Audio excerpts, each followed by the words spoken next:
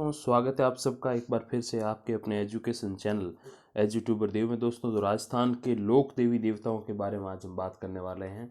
Rajasthan GK की series बहुत लंबी अपनी चल रही है, उसी में आज हम बात करेंगे राजस्थान के लोक देवी देवताओं के बारे में। दोस्तों, 3 पार्ट आने वाले हैं, ये पहला पार्ट। पहला प्रश्न है दोस्तों, वे प्रथम लोक देवता कौन हैं जिनके नाम पर 2011 में केंद्रीय संचार मंत्रालय द्वारा टिकट जारी किया गया था। दोस्तों, सेकंड ग्रेड का एग्ज़ाम हुआ था आज से लगभग 3-3.5 साल पहले, तब ये प्रश्न उसमें आया था। हड़बू जी, पाबू जी, रामदेव जी, देवनारायण जी, तो वो कौन लोक देवता हैं जिनके नाम पर ये टिकट जारी किया गया था? तो वो है दोस्तों देवनारायण जी। देवनारायण जी का जो बचपन का नाम था वो उदय सिंह था। अगले प्रश्न की तरफ बढ़ते हैं दोस्तों। राजस्थान के किस जिले में देवनारायण पैनोरमा का शिलान्यास किया गया है? राजसमंद, भीलवाड़ा, चित्तौड़गढ़, उदयपुर। तो कहाँ पे देवनारायण पैनोरमा का शिलान्यास किया गया है दोस्तों? तो वो जो जगह है वो है भीलवाड़ा। अगला प्रश्न है, उससे पहले दोस्तों इसका एक बिंदु देख लेते हैं। देवनारायण जी की जो पूजा होती है वो नीम के पेड़ की पत्तियों से होती है। अगला प्रश्न दोस्तों, देवनारायण जी का देहांत स्थल देवमाली किस जिले में स्थित है? जयपुर, भीलवाड़ा, अजमेर, राजसमंद। तो देवनारायण जी का जहाँ पे देहांत हुआ था वो स्थान देवमाली जो है दोस्तों वो अजमेर में है। देवनारायण जी की पत्नी का नाम पीपल दे और घोड़े का नाम लीलागर था। अगला प्रश्न, राजस्थान के एकमात्र लोक देवता कौन हैं जिनकी मूर्ति ना होकर काष्ठ का एकमात्र तोरण होता? काष्ठ मतलब लकड़ी। तेजा जी, देवनारायण जी, मामा जी, रामदेव जी। तो वो कौन से लोक देवता हैं जिनकी मूर्ति नहीं होकर खाली एक लकड़ी का तोरण होता है? तो दोस्तों वो हैं मामा जी। मामा जी को राह के सहचर देवता के रूप में जाना जाता है। राह मतलब रास्ता, सहचर मतलब साथ चलने वाले देवता, तो रास्ते में साथ जो चलते हैं वो है मामा जी भगवान। मामा देव को बरसात का देव भी माना जाता है। मेवाड़ की प्रसिद्ध बड़लिया हिंदवा लोक गाथा जो है उनका संबंध जो है वो मामा देव जी से ही है। अगला प्रश्न, अग्रलिखित में से गांव की सीमाओं का रक्षक किन देवता को माना जाता है? भैरू जी, रामदेव जी, पाबू जी या भूमिया जी। तो गांव की सीमाओं के रक्षक जो माने जाते हैं दोस्तों वो हैं भूमिया जी। अगला प्रश्न, बरसात की देवी कौन कहलाती हैं? आवड़ माता, आशापुरा माता, रूपा दे या मैणा दे। तो बरसात की देवी जो है दोस्तों वो कहलाती हैं रूपा दे। अगले प्रश्न की तरफ बढ़ते हैं। बिलाड़ा स्थित किस देवी के समाधि स्थल को बढेर कहा जाता है? ज्वाला माता, जमुवाय माता, करणी माता या आई माता। तो बिलाड़ा स्थित जिन देवी का जो मंदिर है उनके समाधि स्थल जो है उनको बढेर जो कहा जाता है वो है दोस्तों आई माता की समाधि स्थल। अगला प्रश्न, करणी माता को और किन किन नामों से जाना जाता है? कांवा वाली माता, कर्नल किनियाणी, उपर्युक्त दोनों या फिर इनमें से कोई नहीं। तो करणी माता को जिन नामों से जाना जाता है दोस्तों वो है ये दोनों, यानी कि कर्नल किनियाणी और कांवा वाली माता। अगले प्रश्न की तरफ बढ़ते हैं। खानों की देवी कौन कहलाती है? सुराणा माता, सांभरा माता, जावरा माता या फिर अंता देवी। तो खानों की देवी जो कहलाती दोस्तों वो कहलाती जावरा माता। यहाँ खानों से जो खान मुसलमान होते हैं वो नहीं है। खान मतलब जो खनिज वगैरह जहाँ से निकलते हैं, माइंस, उनकी देवी जो कहलाती है वो जावरा माता कहलाती है। अगला प्रश्न, और जावरा माता नाम कहाँ से है मैं बता दूं। जावर की खान जो है वो कहाँ पे है? आपने पढ़ा होगा अपने भूगोल वाले चैप्टर्स में, जावर की खान उदयपुर में है, बस वहीं से ये नाम आया है। अगला प्रश्न, कष्ट निवारणार्थ किस देवता के स्थान पर वस्त्र की ध्वजा को जो है रखा जाता है देवता के स्थान पर, वो क्या कहलाती है? डसी, डसियो, मसियो या फिर झूमरो। तो कष्ट के निवारण हो तो जिस देवता के स्थान पर हम जो है वस्त्र की ध्वजा लेके जाते हैं वो कहलाती है डसी। अगला प्रश्न, अकबर के साथ युद्ध करने वाले लोक देवता कौन थे? तेजा जी, गोगा जी, कल्ला जी या जूझार जी। तो अकबर के साथ जिन्होंने लड़ाई की थी, जो लड़े थे वो थे कल्ला जी। अगला प्रश्न, फिरोज शाह तुगलक के साथ युद्ध करने वाले लोक देवता कौन थे? बाबू जी, रामदेव जी, मल्लीनाथ जी या तेजा जी। तो जिन्होंने फिरोज शाह तुगलक के साथ युद्ध किया वो थे मल्लीनाथ जी। और हाँ, मल्लीनाथ जी के बारे में एक प्रश्न छोटा सा पूछ लेता हूँ। मल्लीनाथ जी का एक जो है मंदिर है वो कहाँ पे है दोस्तों, किस जिले में, आप ये बता दीजिए। तिलवाड़ा में है, और तिलवाड़ा किस जिले में? अगर आप चैनल से जुड़े हुए हैं तो इसका आंसर मुझे कमेंट बॉक्स में ज़रूर दे दीजिएगा। अगला प्रश्न, खंडेलवाल जाति की कुल देवी कौन है? शीतला माता, घेवर माता, शाकंभरी माता या फिर सीकराय माता। तो जो खंडेलवाल जाति है उनकी जो कुल देवी है दोस्तों वो है शाकंभरी माता। अगले प्रश्न की तरफ बढ़ते हैं। राजस्थान में स्थान विशेष के देवता क्या कहलाते हैं? मामादेव, भैरू जी, क्षेत्रपाल या शिव जी? तो किसी स्थान के जो स्पेशल जो देवता होते हैं वो कहलाते हैं दोस्तों क्षेत्रपाल, और इनको क्षेत्रपाल भी कहा जाता है। क्षेत्रपाल मतलब खेत से ही एक नाम आया है।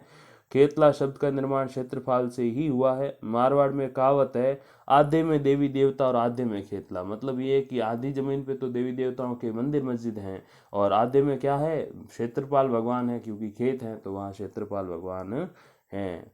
राजस्थान में पूजे जाने वाले प्रमुख क्षेत्रपाल जो है वो है मामा जी, झुंझार जी, वीर बाप जी, खवी, सती जी और बायुसा जो है ये सभी मिला के क्षेत्रपाल कहलाते हैं। अगला प्रश्न, उज्जैनी के वीर के थान किसे कहते हैं? झुंझार जी, मामा जी, वीर बाप जी या गोगा जी?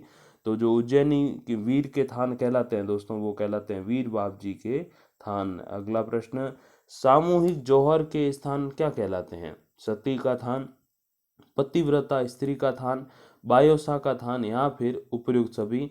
तो सामूहिक जौहर के जो स्थान है दोस्तों वो कहलाते हैं बायासा का स्थान। अगला प्रश्न, थान के जी, थान जो शब्द है ना दोस्तों, तो थान ये स्थान से ही थान शब्द आया है। किस लोक देवी का असली नाम नारायणी देवी था, जिन्हें दादी जी भी कहा जाता है? कौन सी वो लोक देवी दोस्तों? आवड़ देवी, कैला देवी, रानी सती या फिर सुराणा देवी? तो नारायणी देवी जिन देवी को कहा जाता था या दादी जी जिनको कहा जाता था वो है दोस्तों रानी सती। रानी सती के परिवार में 13 स्त्रियां सती हुई थी। अगला प्रश्न, ओस वालों की कुल देवी कौन है? रानी सती, सुराणा देवी, आवड़ देवी या फिर कैला देवी? तो ओस वालों की जो कुल देवी दोस्तों वो है सुराणा देवी। अगला प्रश्न, केसर काल में किस लोक देवता की घोड़ी का नाम था? गोगा जी, रामदेव जी, पाबू जी या मामा देव? तो केसर काल में किन लोक देवता की घोड़ी थी दोस्तों? तो वो थी पाबू जी की। पाबू जी के पवाड़े माठ नामक वाद्य यंत्र के साथ भील और रबारी जाति के लोगों द्वारा गाए जाते हैं। अगला प्रश्न, निम्नलिखित में से कौन विशेषतः अजमेर के लोक देवता है? रामदेव जी, पीपा जी, तेजा जी या देवनारायण जी? तो अजमेर के स्पेशलाइज जो लोक देवता हैं वो है तेजा जी महाराज। अगला प्रश्न, जैतम लोत राठौड़ को किस लोक देवता के नाम से जाना जाता है? पाबू जी, अरबू जी, आलम जी, कल्ला जी? मतलब ये है कि इन चारों में से कौन से वो लोक देवता हैं जिनका असली नाम जैतम लोत राठौड़ जो है वो था? तो वो है दोस्तों आलम जी। अगला प्रश्न, किस मंदिर के पुजारी चारण जाति के होते हैं? करनी माता मंदिर, आई माता मंदिर, रानी सती का मंदिर या फिर इन सभी के जो पुजारी होते हैं वो? तो दोस्तों चारण जाति के जो लोग होते हैं वो पूजा करते हैं करणी माता के मंदिर में। अगला प्रश्न, अग्रलिखित में से किसे हिंगलाज माता का अवतार माना जाता है? कैला देवी, आवड़ माता, शीतला माता या फिर दुर्गा माता? तो हिंगलाज माता का जो अवतार माना जाता है दोस्तों वो माना जाता है आवड़ माता को। अगला प्रश्न, केसरिया कुंवर किस लोक देवता के बेटे थे? पीपा जी, देवनारायण जी, गोगा जी या रामदेव जी? तो केसरिया कुंवर जो थे वो पुत्र थे गोगा जी के। केसरिया कुंवर भी लोक देवता के रूप में प्रसिद्ध हुए थे, तो वो भी लोक देवता, और उनके पिताजी जो है वो तो लोक देवता खैर हैं ही बहुत बड़े। अगला प्रश्न, रामदेव जी की अवतार तिथि है, मतलब रामदेव जी ने कब अवतार लिया था, कब जन्म लिया था? भाद्रपद शुक्ला द्वितीया, श्रावण कृष्ण द्वितीया, श्रावण शुक्ला तृतीया या फिर ज्येष्ठ शुक्ला द्वितीया? तो रामदेव जी का जो मेला भी भरता है इसी दिन वो है भाद्रपद शुक्ला द्वितीया, जिसको बाबे की बीज भी बोलते हैं। अगला प्रश्न, चांदी और सोने पत्र पर, चांदी और सोने का जो पत्र होता है, पत्र मतलब एक उनका एक छोटा सा भाग पर खुदी हुई रामदेव जी की मूर्ति क्या कहलाती है? राखड़ी, डोरो, फूल या फिर इनमें से कोई नहीं? तो चांदी अथवा सोने पत्र पर खुदी हुई जो रामदेव जी की मूर्ति होती है वो कहलाती है दोस्तों फूल। ठीक है, उनको ताबीज की तरह ही होता है लेकिन ये थोड़ा अलग होता है और इन पे जो है भगवान की आकृति बनी हुई होती है, इसीलिए इसको कहते हैं फूल। अगला प्रश्न, वे कौन से लोक देवता हैं जिनका मंदिर बाहर से मुस्लिम और अंदर से हिंदू पद्धति से बना हुआ है? वो कौन है? हडबू जी, देवनारायण जी, पाबू जी या रामदेव जी? तो कौन से लोक देवता जिनका मंदिर बाहर से मुस्लिम और अंदर से हिंदू पद्धति से? इनका उदाहरण भी बता देता हूँ आपको।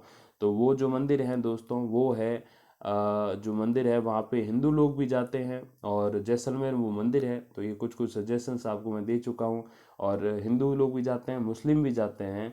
हिंदू बोलते हैं उनको रामदेव जी और मुस्लिम बोलते हैं राम सा पीर। अगला प्रश्न, फड़ फटने पर उसे विसर्जित कहाँ किया जाता है? तो अजमेर में, अलवर में, जयपुर में, जैसलमेर में।